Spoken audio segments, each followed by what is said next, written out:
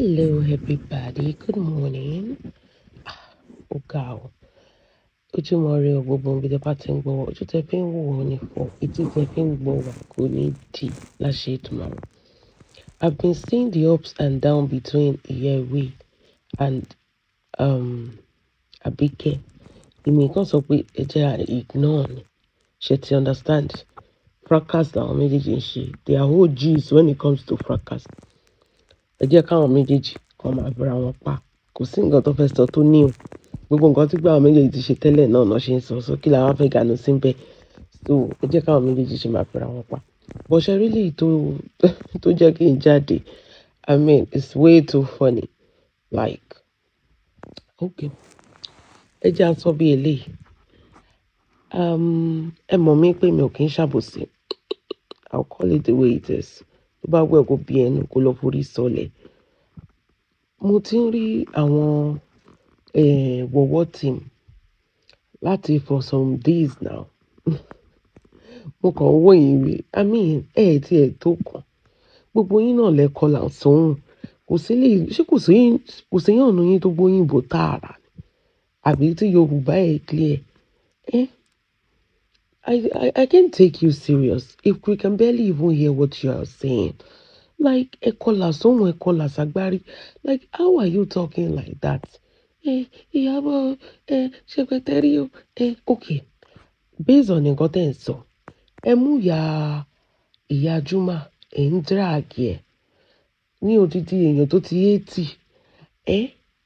Kí ẹ jọ̀ọ́, ṣé ibi bá ìjọ Tanzania ni? Àbáwọn Tanzania gbọ́ Yorùbá tá bá sọ pé okay, nǹkan tẹ́ ń sọ, àbí Juma gbọ́ Yorùbá tó sọ pé nǹkan tẹ́ ń sọ ó máa dùn anybody. A sì ń sọ̀rọ̀ eléyìí tó wà ńlẹ̀. Ẹ ń gbé ní ìwọ̀. That is why tọ́rọ̀ yín kò fi yéra yín. Tọ́rọ̀ yín máa fi ń dàrú. Tọ́nà máa fi ń dàrú mọ́ yín lójú. Like, why are you dragging Juma mom? Ṣé Iya Juma ló ṣe marriage ni?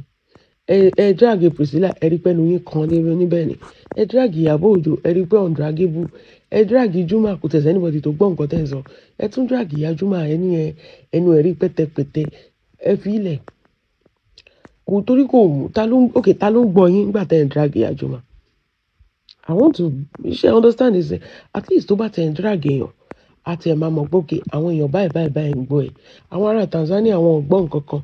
Àwa gan táwọn Nàìjíríà gan á rí nǹkan kan. Kò sí anybody. Ẹ ṣáà ń wọ́tọ́, ẹ ń ṣe bí mosquito káàkiri. Ẹ ń kùn kiri ni, kò sí anybody tó gbọ́ yín. So bẹ́ẹ̀ ṣe drag Iya Juma yẹn, ó yẹ kí gbogbo blog gbé àbí ṣé nǹkan tẹ́ yẹn expect ni? Like, ẹ máa fúnra yín lọ́rọ̀ sọ. Mo kàn pa yín tì pé ẹ wà relevant nínú ayé. Ọ̀gá yín ò wà relevant. Ṣé bí nǹkan tó ń sọ fún ọ̀gá yín pé kó máa ṣe, ṣé ògbó nǹkan ló ń kọjú mọ́ ẹ̀? Lizzy, àní ọmọ àlè ni ẹ tó bá kiri ilẹ̀ yẹn. Mo ní kó kiri ẹ̀. Bẹ́ẹ̀ ni, ọmọ àlè ni ẹ ṣe bó sọ kó fẹ́ máa jà ni. Kò ní yẹ tó bá bẹ̀rẹ̀ sí ń ta ilẹ̀. Ó gbọ́dọ̀ máa jà lọ ni o. Tó máa sọ fún ẹ pé okay o, gbájúmọ́ business ẹ o, máa ṣe business ẹ lọ, wàá máa mí pèsè ẹnu. Nísìnyí ìgbà tó ń sọ fún ẹ débi ti fẹ́ lu ayé ẹ fọ́. Ìgbà yẹn ló padà sí the business tó yẹ pé 247. I am a business mogul. Àtẹ̀lé sí mi lórí Facebook. I am a business. Wọ́n ti kún pancake sí wèrè lójú, wọn kó oríṣiríṣi ìsàlẹ̀ àpótí fún. Ọwọ́ dàbí ọ̀bọ. I am a business mogul. You've tasted failure. Ìwọ nìkan náà ló ń taste gbogbo ẹ̀. Wàá tún sọ pé o ti tọ́kú wò náà rè. Ṣebí nǹkan táwọn èèyàn sọ fún ẹni pé máa tajẹ, wàá máa ṣe pé ìpé tó bá tó sọ pé kó máa tẹ̀jẹ̀. Ọjà ń kọ́ lóhun tá à ń sìn báyìí. Nǹkan tó máa jẹ́ kó ta ọjà ẹ gan. Ṣé Ọlọ́run ti gbélé ẹ lọ́wọ́?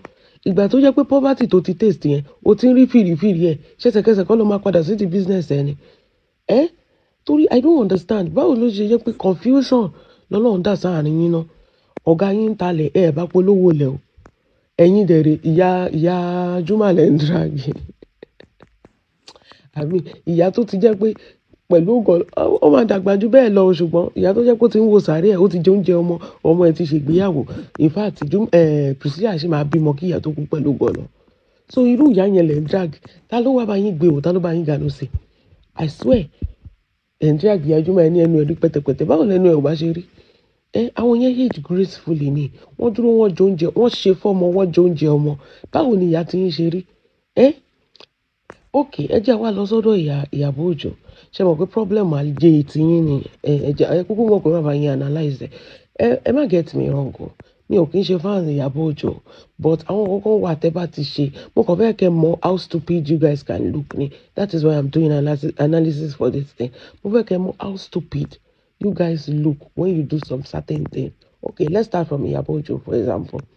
Ìyábọ̀ Òjó bó ṣe wà yẹn she's like 50 years àbí ẹ ló ní ṣùgbọ́n okay ẹ sọ fún ìyá yín kó bọ́ra sílẹ̀ kárí bó ṣe rí ẹni ṣe ojú òtí ni ẹjọ́ ṣé ó máa ń wọ̀rọ̀ àti bùbá lọ sí pool party ni àbí bó níyàbọ̀ àbí water park àbí waterfall ni like ṣe bí nǹkan tó yẹ kó wọ̀ náà ló wọ̀ yẹn but skin yẹn skin like milk tábà sọ pé kí lìtò tó bọ́ra alẹ́ báyìí èèyàn tó jẹ́ pé kò bọ́ra gan ṣe ló máa ń ṣe bí ìjàpá káàkiri nínú ooru burúkú tó sọ pé ó mú Nàìjíríà ó máa wọ turtleneck up and down ni ṣéyàn ló bá ti yín jẹ́ ni kán sọ pé kí ọ̀gá yín ní skin tag ni ẹ rí skin bó ṣe rí she's proud of herself a mọ̀ pé ó lo cream but kò lo cream jù tó bá jẹ́ pé jam àgbákò cream ló lò ẹ sọ fún Lizzy kó bọ́ra alẹ́ because at this point she don't see that many pé you guys are crazily obsessed with Ìyábọ̀ Òjó ẹni ṣé bó ṣe ó ń seduce Juma àtìyàwó ẹ̀ wà ní Tanzania Ìyábọ̀ àtàwọn ọ̀rẹ́ ẹ̀ wọ́n lọ ṣe vacation ní Zanzibar ẹjọ́ báwo ni méjèèjì ṣe jọra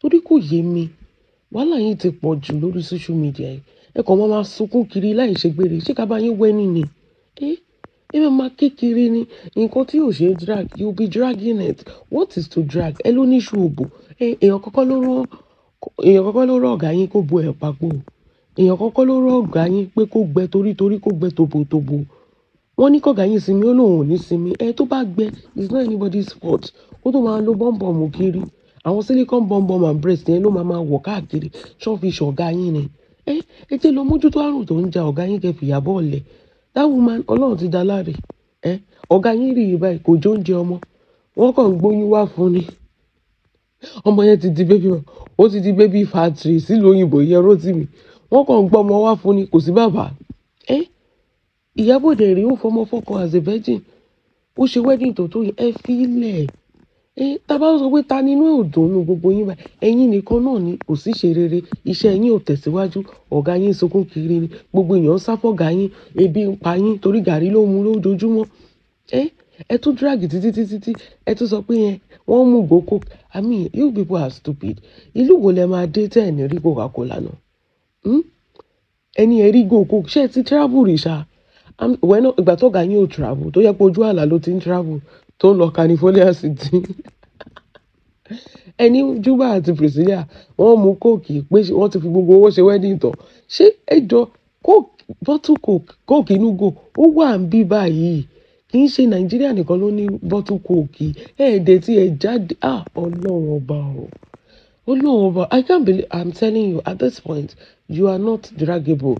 At this point senior level I feel like ibi tẹ́ ráyè mọ́ lẹ máa ń sọ there is bottle coke all over the world ṣé bẹ́ẹ̀ ló kàn yàtọ̀ ni there is bottle coke bó ṣe wà ní Nàìjíríà ló ṣe wà ń lù yìí ṣé bẹ́ẹ̀ ló yàtọ̀ ni so tẹ́ ẹ̀ bá tí jáde you will not see some things ẹni Juma àti Priscilla àwọn ọ̀rọ̀ owó ra juice mọ́ pé coke is everywhere Coca-Cola is everywhere ṣé Nàìjíríà ló ṣe kóòkì ni àbí ṣé nǹkan tẹ́ ẹ̀ rò nìyẹn pé ẹ produce Nàìjíríà ọlọ kò máa dákújú èèyàn dúdú o Lizzy wọ àwọn ẹran tó dà jáde wọ́n kàn ń bojú ẹ̀jẹ̀ sí ni kúkú kó wọn padà wọlé because they are not even classy they don't have money they have not even travelled from what they say we know that these people they are brokies like you Lizzy these are the people tó fẹ́ fi wá tákù Ìyábọ̀ I dey shame for you I pour spit for your face I mean tí ẹ try kó ìwọ gan tẹ try kó jáde